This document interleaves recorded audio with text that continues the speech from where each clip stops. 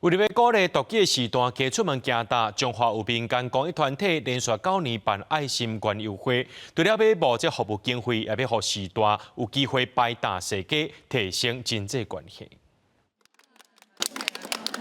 阿嬷认真咧做田路，囡仔人伫边仔拍坡啊，家鼓励。这位78岁素梅阿嬷，平常时拢一个人住，靠卖菜咧生活。今仔日摆搭改卖甜的，甲囡仔互动，人加足有精神的。也卖菜，啊，今仔日咧？今仔日卖布丁，出来行行咧，较好啊。甲囡仔食布丁。丰德老人福利基金会中华服务处目前服务将近950位独居加6岁长辈。基金会表示，独居长辈真少有机会甲外界互动，久来会影响心情。因9年前开始举办爱心园游会，除了要募集服务经费，嘛会当互独居时代出门行大。今年阁特别邀请囡仔兄、囡仔姊来摆搭，增加老幼共融的机会。不管是独居弱势的长者人数，其实也是年年的增长。像我们自己弘道服务的长辈的话，我们现在每年也是持续的攀升当中。今年举办5月3号的市集活动，就是希望可以邀请更多